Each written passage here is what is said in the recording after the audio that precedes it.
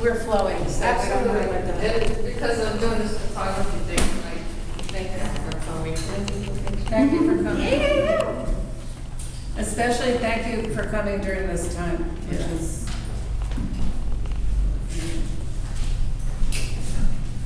Should I take a picture? We can just all take selfies.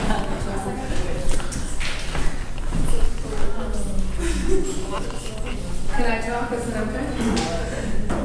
Can I start? Yeah. Do you need water? Oh, wait, is he gonna? Well, this is just the introduction. Do you need water? I got it. Okay, so anyway, if you need tea, I can go for last run of any kind of tea or drink, or you can help yourself, please. And I just wanted to tell you, welcome to the Luggage Store. And I'll say a couple of sentences about the Luggage Store. We're a nonprofit, and we do visual and performing arts and public arts. And we have this space. We have a space upstairs. And we have another space on Ellis and Leavenworth, and we have a public alley called the Timberline National Forest.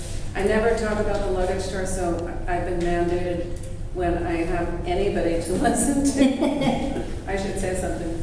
So anyway, welcome and thanks. This is a crazy period of time, and I think we need each other more now than ever to inspire each other and to get out there and kick some ass. So I'd love to welcome Tom and Justin, and I was going to read, but they said don't. I have to read the list. So we met Tom years ago. What year? 1989? No. It was the mid-90s, late 90s. Okay, in the mid-90s, and she did a show at our other space on 509 Ellis called Paper Nest. Paper Nest. And then the Afro Surreal series? Olivia. The Olivia series, which was a performing arts series, and it was pretty fantastic. And she had a collaborator called D. Scott Miller. You still call that? He's still, As far as I I'm know. really nervous, I don't like to talk. Me neither, come on, we're in this world together. You're doing great. Still Miller Davis. Take all the time you need. Okay, I'm gonna hurry up, I know, because. No. So anyway, Don't worry. Tom had, I have to look at this. So anyway, she had shows at the Luggage Store and at the 509 Cultural Center. She's also shown at Subarts and the Mission Cultural Center and Southern Exposure Queens Nails Annex, which was great. And she works at the most amazing City Lights bookstore and the Exploratorium. And she's done mural commissions for Modern Times Books, rest in peace. Are we kidding? Anyway, and the Paisley Park Studios. And we're really honored to have Justin here, Justin Desmangles.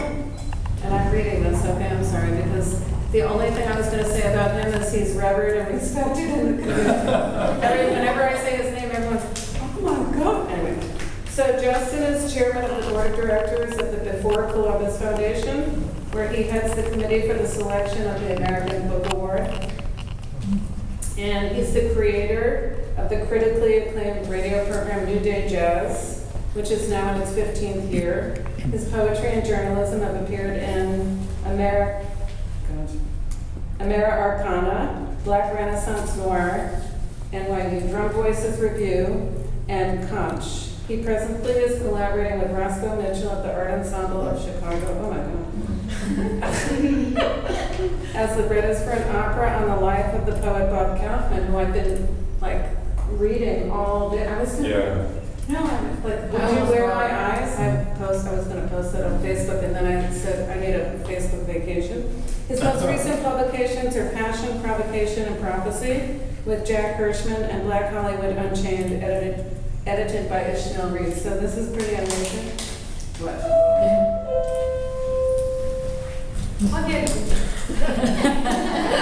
And I'm gonna shut up and thank you.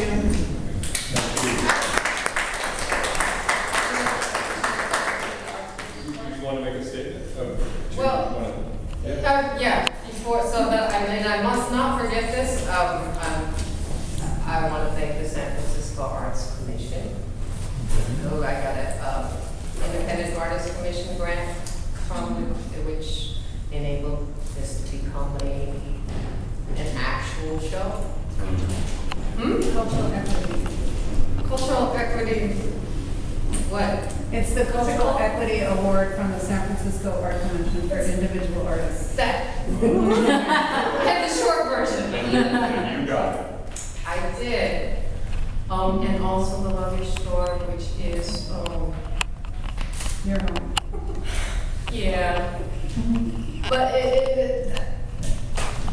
I approached Laurie the first time I applied for the grant, and I applied for it twice. I didn't get it the first time because you had to have a venue that was interested, and I did not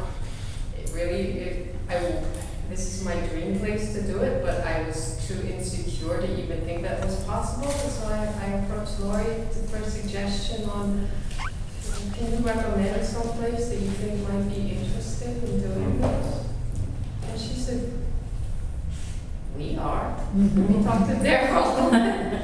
And yeah, for it was like 20 years, and I actually didn't think this was ever going to happen, and here I am. It's my favorite place in San Francisco.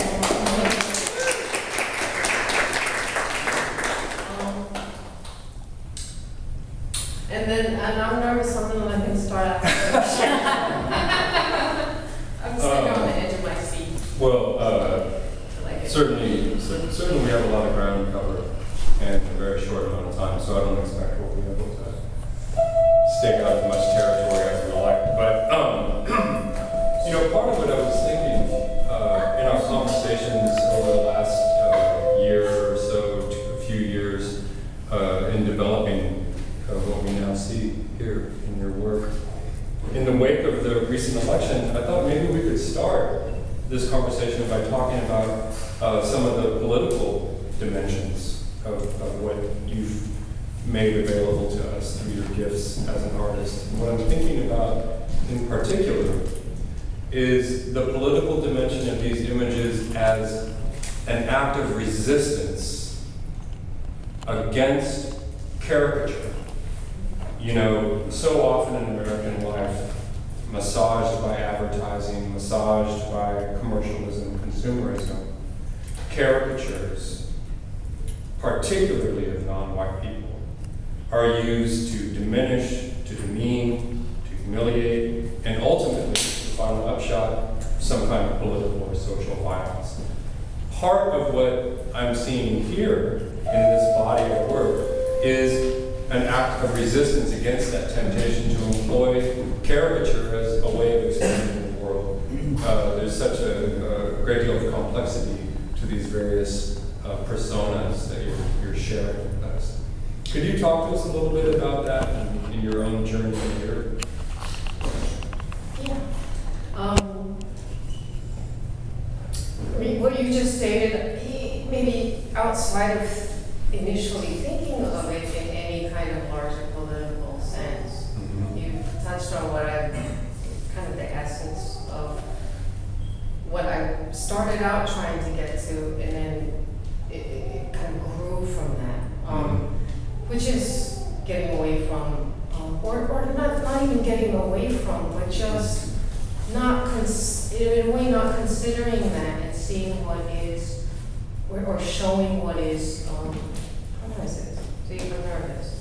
Maybe I'm going to go to two things that I feel like explain something that is essential and kind of at the core and root and present in each of in every single image. And there are three pieces on this wall that weren't written specifically in response to the photographs by people, many of you, that I chose to use. And one is a poem by Tongo Eisen Martin, and another is a line from the autobiography of Sidney Bechet, and the other is a poem by John Farris. And I want to read you just those couple lines out of the two of those. And the first is from Tongo Eisen Martin's poem, Associative. Can you take my heart right home with you while I crash at my old lady's house? she won't let it sleep on the couch. I told her to be well behaved, but no, it reminds her of runaway buses. And to me, can you take my heart rate home with you while I crash at my lady's house? It's also like, can you keep my heart rate at home with you while I go to work? Or while I go to the bank, or while I go to court? Right. Or while I go to the grocery store, or while I pick up my kids from school, or talk to them. Right. There's so many, like having to leave in a way, or put away, like the most important part of ourselves sometimes, or some of the most important parts of ourselves sometimes, just to be able to go out in the world and not get in trouble, or do what we have to do to make enough money to, to stifle or hide, or not be genuine in that way. And the others from the Sidney Bechet autobiography, he was talking about his grandfather Omar, who was a musician. All the things that was happening to him outside, they had to get there to be measured. There inside him where the music was. And some people, you could replace music with something else, if there's anything that you can replace music with. But to me, that also says something about, or what that says something, it's how often too, we know what's right, and we have to do something else. We know what's true, and we have to kind of pretend that we don't in order to function in this society, supposedly. But how well is that serving us? And how much do we miss out? And how much don't we see of each other? And how much don't we give of ourselves? And how much more could we do if we could bring our whole selves with us all the time and work from there? And I don't know, maybe it sounds kind of romantic, but I think we need that right now. We need our whole selves. We need to stop leaving part of ourselves behind so that we can function in something that's not good for us. Yeah, absolutely. When we started to illuminate this idea earlier, when this came up about these quotes that you're sharing with us now, one of the lines of poetry which came to my mind immediately was from the great masterpiece by Paul Laurence Dunbar, We Wear the Mask. And I thought in particular of the line, why should the world be overwise in counting all our tears and sighs? In thinking about the heart rate, right, which you quoted from, which needs to be left behind in order to go out into the world that is already so confining, so constraining, so constricting, that in order to survive it, we have to develop a vocabulary of masks. We have to develop a glossary that doesn't speak our heart. Well, and to the extent that it also applies, I guess, in this poem, in our very intimate personal relationships. Right. It makes me think of also the title from the collection from Bob Kaufman, Solitudes Crowded with Loneliness.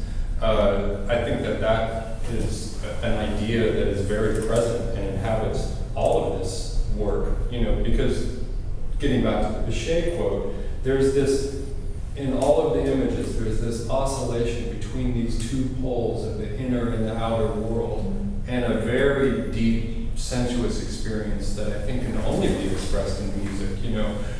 Music is one of the few elements that cohabitates or fertilizes almost all of this work. Could you talk to us a little bit about how music has informed your own artistic sensibility? Some of these really feel like they're frames and choreography. I felt very strong. I think so. I want to get back to one thing because I actually realized I missed the point I was actually trying to make with what I said before. Well, one of it, which it was leading to, is that this heart rate. Yeah. This place, this true place where we measure, can measure from, in order to complete, is something that is those are kind of the things that were consciously present for me in every single photograph I took, in every single person who I became. I wanted to count that place, even if it was by pointing out how it was hidden. Now, you mean their heart rate or their internal music, or, you know? Yeah, all of that. Where you know, even if it's mostly what you see in the photograph is about. Well, if the photograph is about masking that, it's supposed to point to include that it's there even in that. Yeah. Well, that seems to me a part of what is remarkable in the sensual tension of the images is that you do see this surface of the presence of the mask. You know, the one that is necessary, the one that we're all implored to wear in order to exist and God forbid, compete, you know, in this world, but also an immense vulnerability, you know, which in that vulnerability, you know, getting back to that oscillation between internal and outer worlds, that vulnerability seems to me, as we began this conversation, to be what is missing in these caricatures that are being foisted upon us in the political world. You know, it's okay to deny these people their humanity because, after all, you know, they're not people. Right.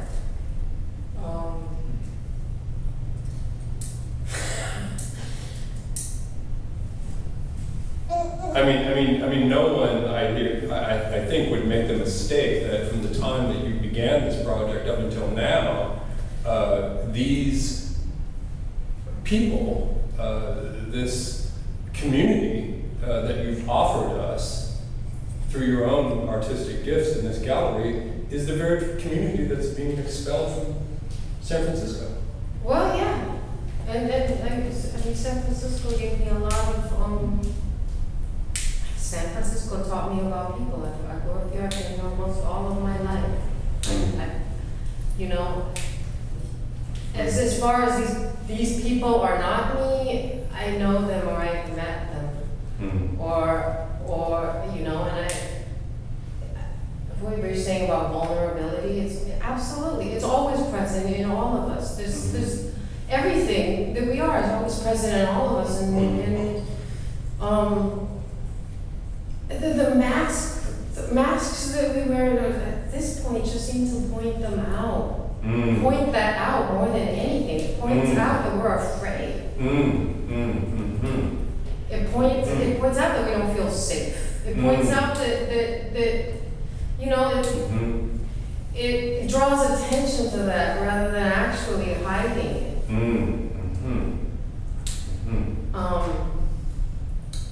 And I'm supposed to talk about the music, and I'm like, what was I mean, that's music is such a huge, I mean, it's an important part of my life, but there's also, a lot of these have a soundtrack. And, you know, I actually, it's like I'm a visual artist because I don't play music.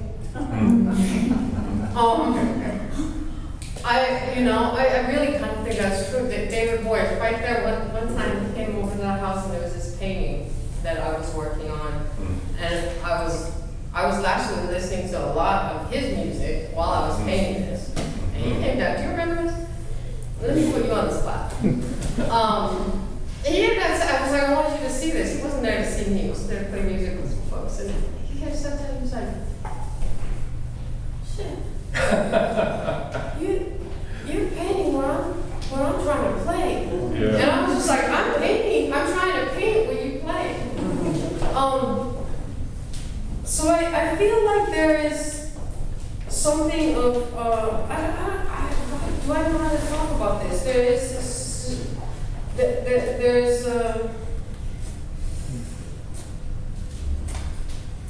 There's absolutely music in every single one of these, but I can't tell you, I don't know how to explain it.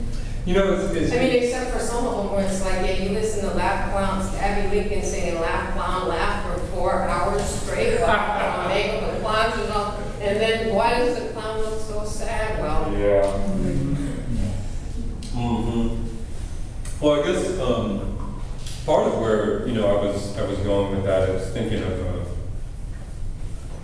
something that has been quoted infinitely about all art, in some sense or another, aspiring to the condition. The American poet Wallace Stevens has a line where he says, "Music for us then is feeling, not sound." And I talked about the images as being, for me, almost a part of a choreography. There's a very deep sense of almost a cinematic element.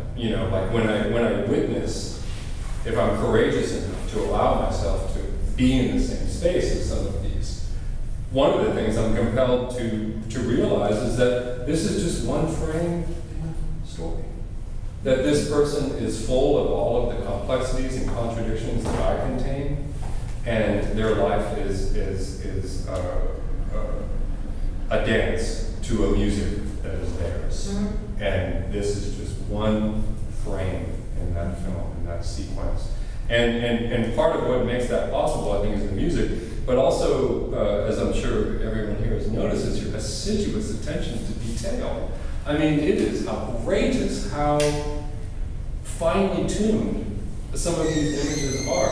Could you talk to us a little bit about that as a process? I mean, we talked about music, but again, I talked about choreography, about film. These are vividly drawn and carefully detailed in their composition. are you talking about visually? Yeah, and the use of specific props and the lighting,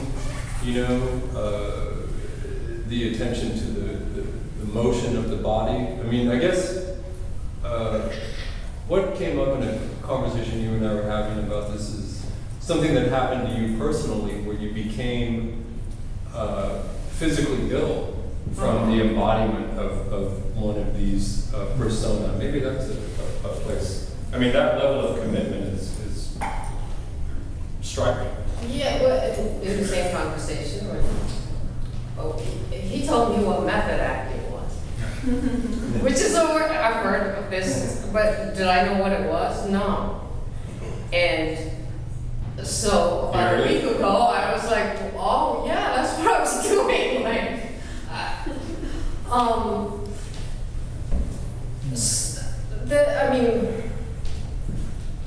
Technical things I've been learning as I go. Photography is a new medium for me.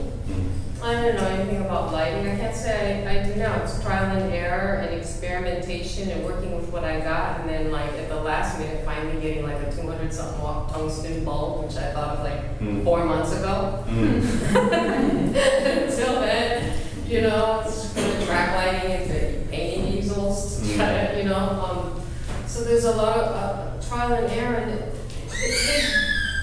as far as composition goes, it's varied so much from sometimes just something really playful or having to,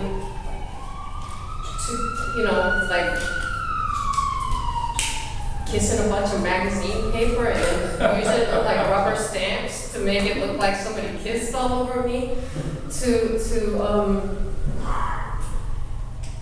not actually. There's a couple of them where I came home with what I wore to work, and I sat down, and the physicality has been a challenge sometimes, and there's a picture right up there, and how does Justin hold the record? Because my hands are wrong, right? How does Justin hold the record?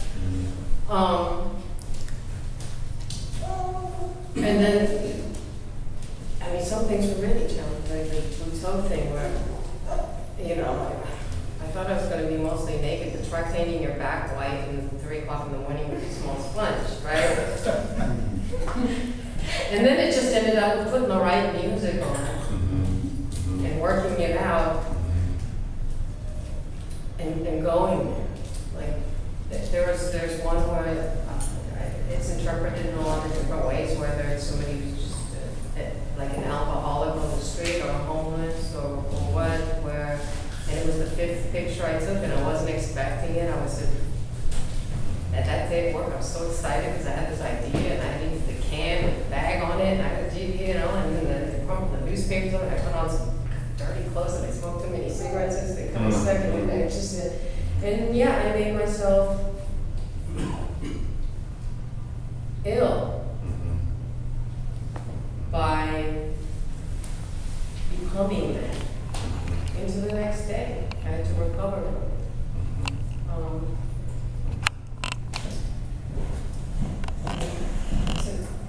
Some things have been just fun. You make a thing covered with socks and you're the freak who you're not wearing all these socks. And goofy. To one where after my mother told me a story about my father, because she told me about a letter my father wrote after he left and went back to Vietnam when I was 2. The line I kept thinking of, he said, I'm sitting on the beach missing my children. And, 43 years into my life, my father became human to me. That was a shift in the project. I was so attached to my own, all kinds of my own feelings around that I don't get to. But my father became human. I realized, oh my God, what does that feel like? What did he feel like? He did 40-something years and he's been dead for over a decade and I didn't know his heart was broken. But it had to have been.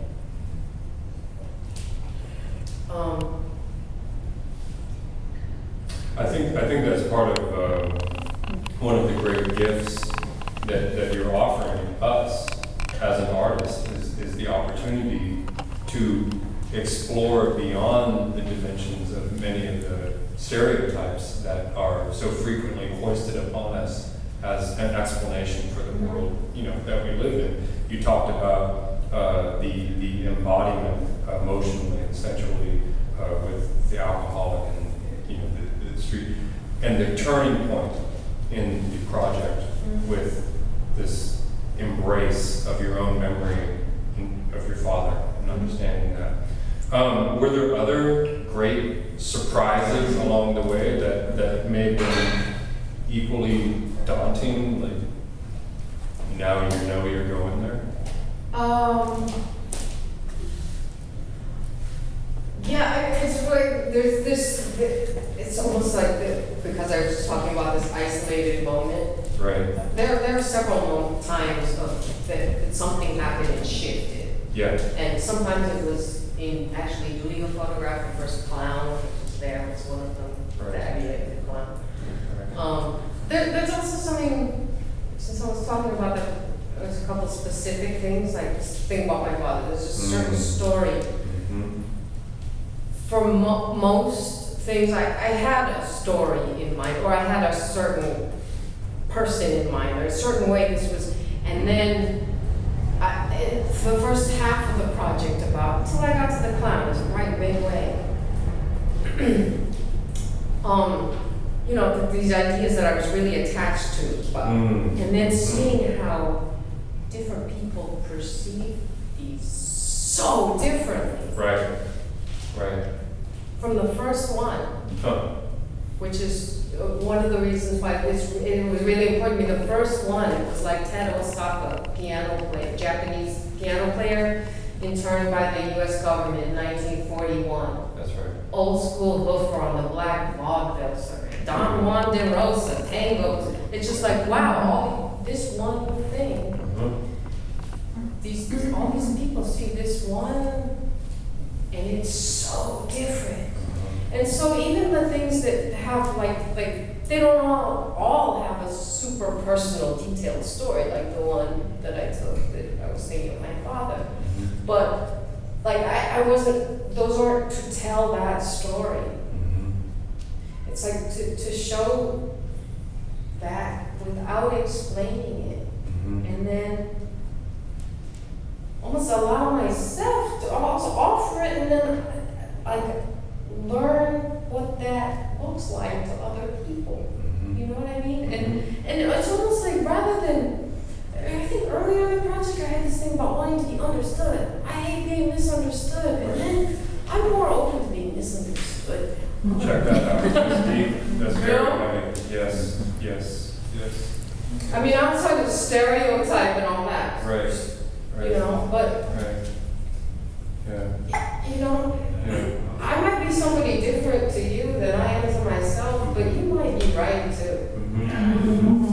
You touched on something which is very interesting, which has been part of the sort of cross-pollination that you've embarked on with your audience in the development of the project, and that most specifically has been your very generous and open invitation for people to offer their written commentaries, their verbal commentaries on this.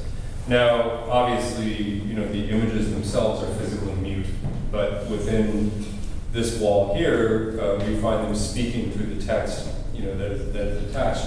Oftentimes, those texts actually reinforce a stereotype, and you chose to include those also. Could you share with us why you decided to do that?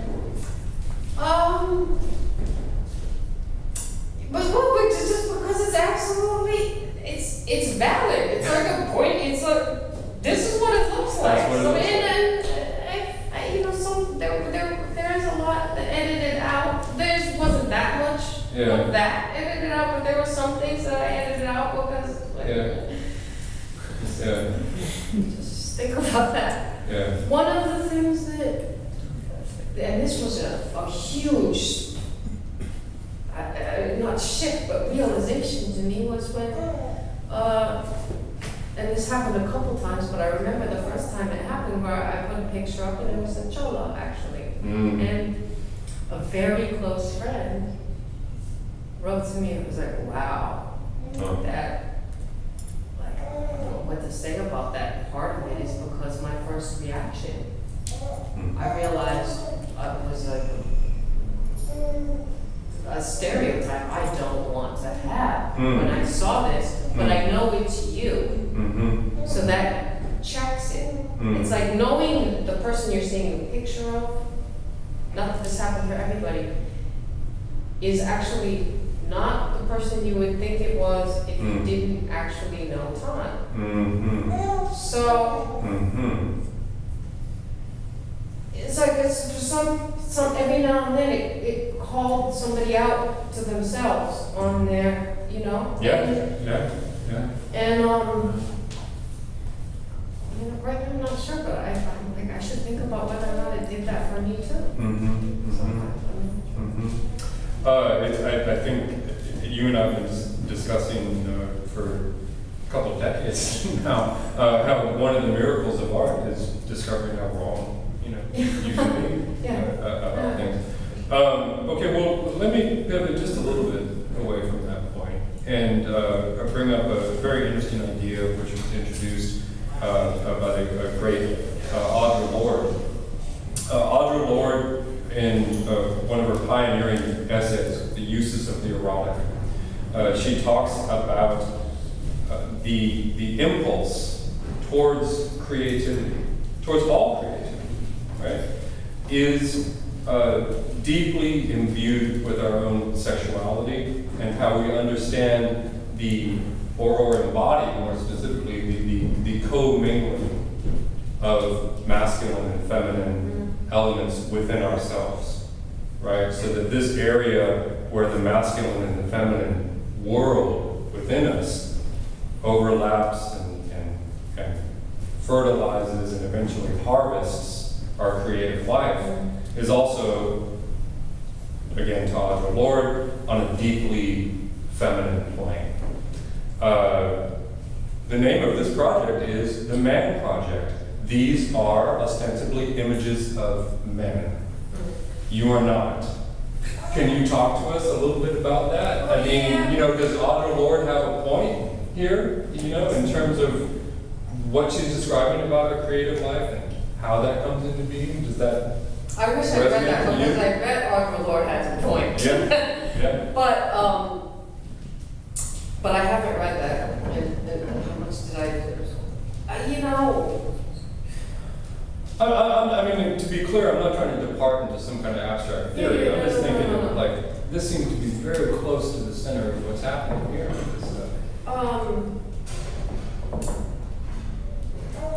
This is important, and how do I talk about it? The project changed over 4.5 years. It started out being, my intention being a little more kind of simple, and really thinking about masculinity and not mostly thinking about learned masculinity. What I perceived as learned masculinity. Right. And wondering, like, what does that being outside of my experience is, you know, except for, of course, it's a perfect parallel with femininity or being a woman, right? But, and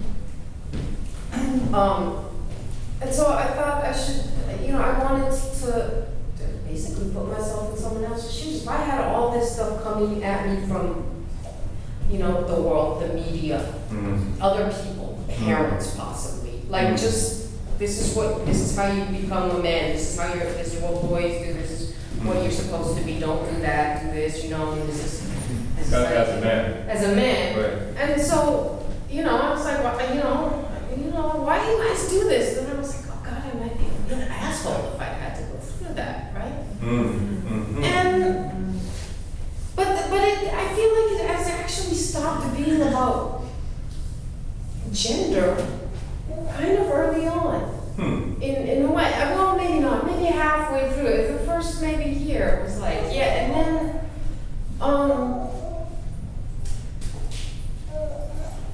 it's because that was all about external, the effects of the external on a person, and then with the threat of this internal stuff that is smashing, seemed to be mostly smashing down and hiding and covering up. And then that became the focus. What is, I mean, what we were talking about earlier, the heart rate, the music. I started out honestly being mad at masculinity, and that couldn't hold up. That it didn't hold up to the mirror. The mirror, you know, because that's basically what I was doing. Turning it on myself, and as far as what else about it being essentially like kind of feminine and creative. Yeah, Lord stakes out this territory that in the essay, the uses of the erotic, that all creativity is emanating from this space where masculine and feminine are combined, but that it was a deeply feminine spiritual plane. I don't actually think that's true for me. But I don't think that that's not true for, you know, like somebody else, you know. But because I think actually the masculine and the masculine in creativity is I can't think of the right word. I want to say like underfunded. It is. You know, the like creative sensuality of the like, you know, I would be tempted to say, is it really different? But I actually think it is, and I think that there are things. There's like a creative sensuality that is very masculine that actually, in a way, isn't celebrated enough for what it really is. Because it's not really, it's not macho, it's not like I'm a man. It's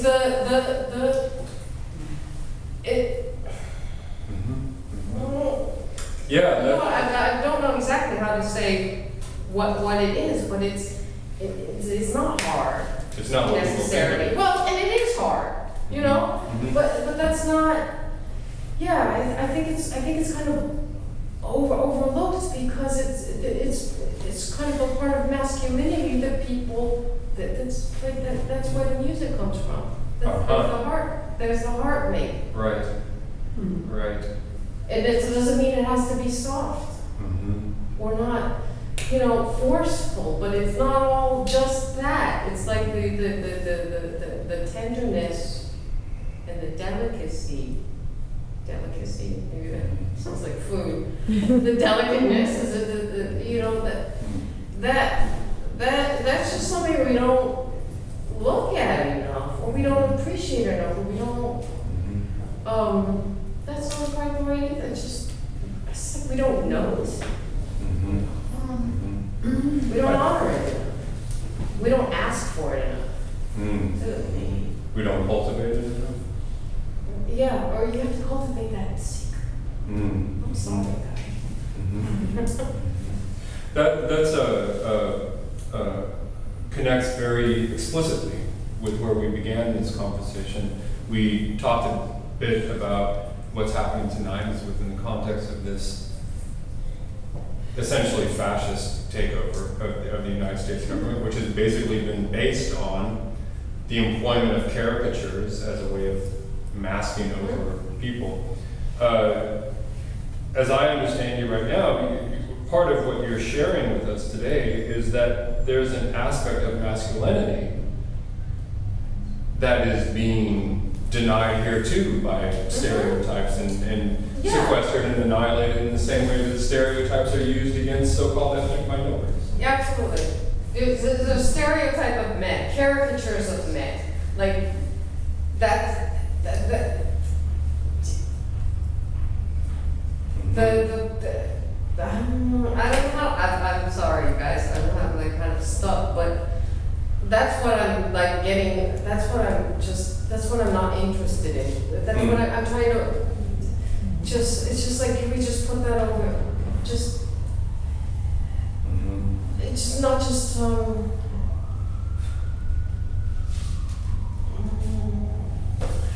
know how to say it.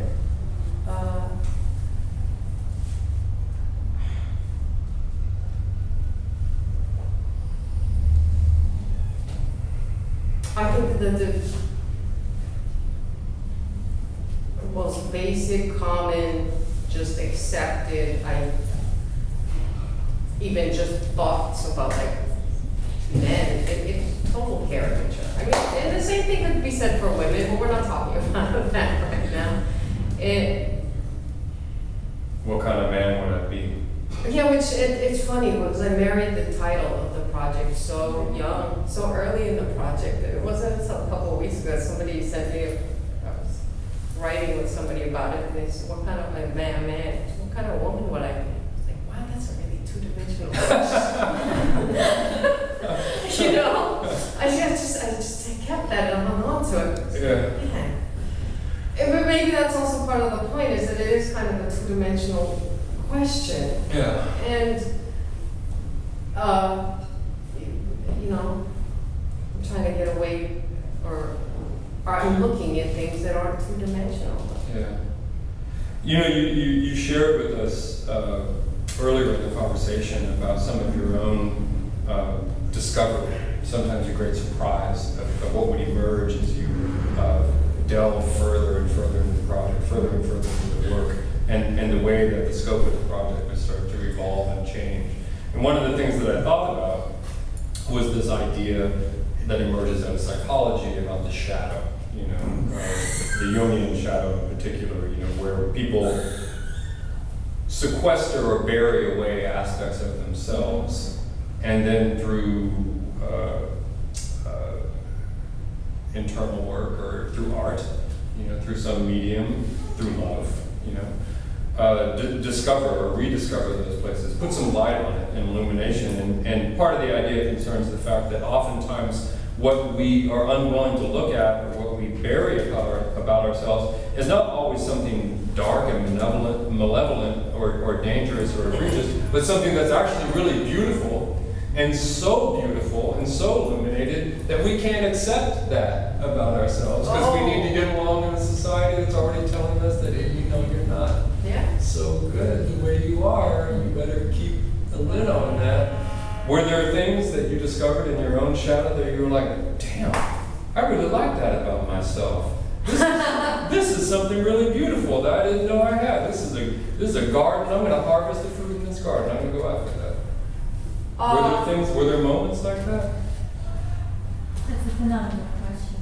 I just wanted to say. It's a what? It's a great question. Okay, it's a great question.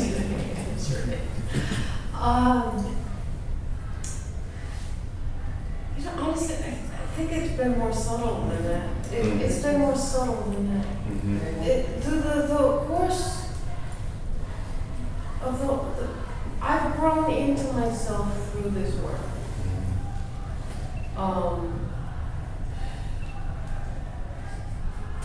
Right on. All right. Yeah, there ain't kidding.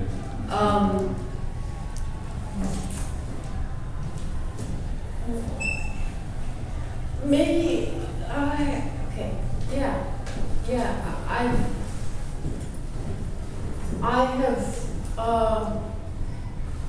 have reflected back at me in sometimes surprising, violent ways, things that maybe I can say this in looking at something in a way about somebody else that I don't like. I have seen that in myself. I have. It's been sometimes so much of a mirror that it's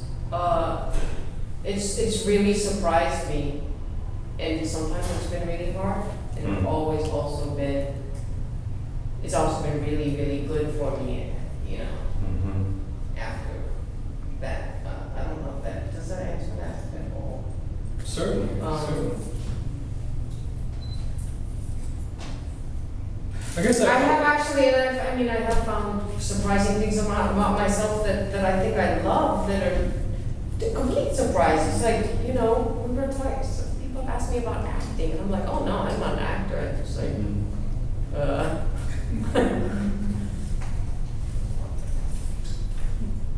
you know, I mean, I'm not considering myself an actor, but apparently I've been doing that for 4.5 years without knowing that that's what it was.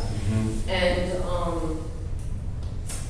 also, I mean, in growing into myself, it's also letting go of things. I know the first portion of the project, you know, aside from a couple, like the one where I made myself sick, you know, it's like I was concerned about kind of looking good. It was a vanity, you know, and that's coming out of a relationship, you know, and it's another big shift in it. I think it was somehow the clown and having a total mask.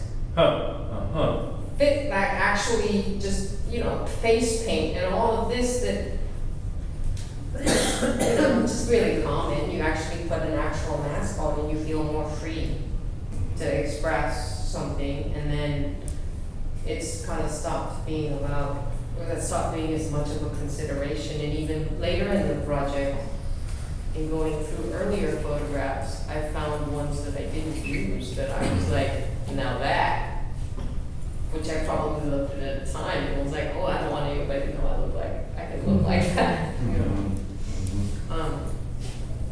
Well, maybe that would be one way to approach it. I mean, certainly, as you're staking out and gardening this territory over these many seasons, and you're harvesting these images and making these choices about what's going to end up in this show, what are you going to allow, you know, people to see? You're going to discover, as you've so generously shared with us, aspects that are completely unknown, surprising, aspects of yourself that you love and return to as a resource. Were there then things, just a slight inversion here, that you look at and you go, I don't want anybody to know that about me. I'm not doing that. That's not for anybody. That's not going in the show. I used all those. Did everybody hear because of that? that. Did everybody hear that? I used all. Used all. Yeah? Yeah, in going, and I didn't know what kind of I did not know how big of a body of work I had. I did not know what I had done until I had physical, because it was digital, and laid it out on the floor here.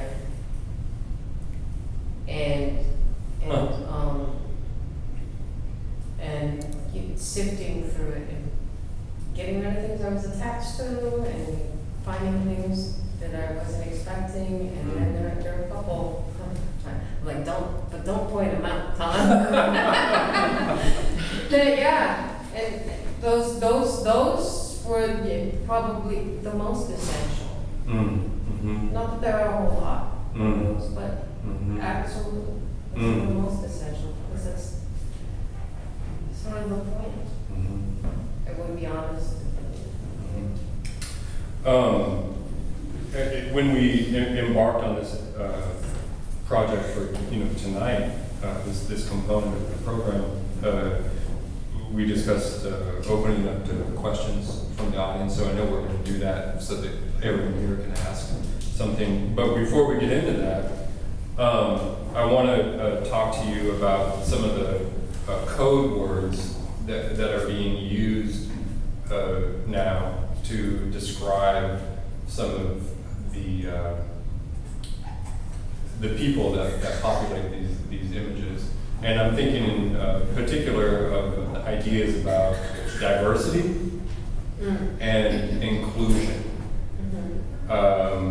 which I think in a strange way kind of recenter the status quo as the defining power of what is diverse, what is inclusive. And you and I have had quite a bit of discussion about this, and we've talked about it a bit also over a conversation that took place with Marlon James about what do these words really mean, and are they just simply recentering the status quo as a power that defines what is and what is not, what is other and what is the center.